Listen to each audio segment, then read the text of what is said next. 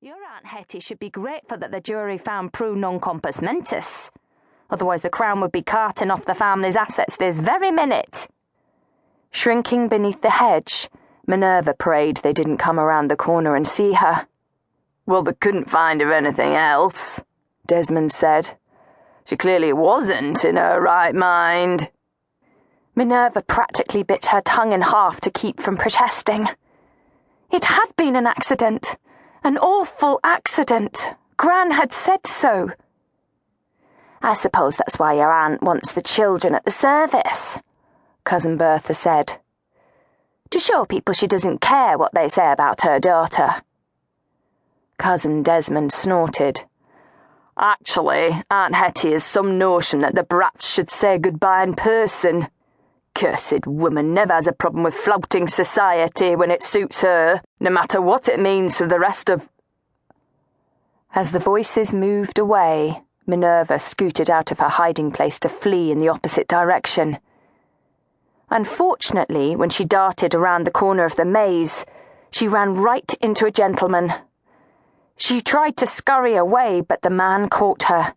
"Hold on now, moppet!" he cried as he struggled to restrain her. "I'm not going to hurt you. Be still, I say." She was on the verge of biting him when she caught sight of who it was. Her brother's 18-year-old friend Giles Masters, who had come for the funeral with his family. Cousin Desmond had wanted to keep the gathering small on account of the scandal, but Gran had said that the children needed their friends at a time like this. Perhaps, since he wasn't family, Minerva could convince him to help her. "Please, let me go," she begged. "And don't tell anyone I'm here." "But everyone is waiting on you so they can start the service." She dropped her eyes, embarrassed by her cowardice. "I can't go in there. I read what the papers said about, you know." Mamma shooting Papa and then herself. Her voice rose into hysteria. "I can't bear to see Mamma with a hole in her chest and Papa with... no face." The very thought made her tremble again. "Ah," he squatted down. "You think they'll be lying in the casket exactly as they were found?" She bobbed her head. "You needn't worry about that, dear girl," he said gently.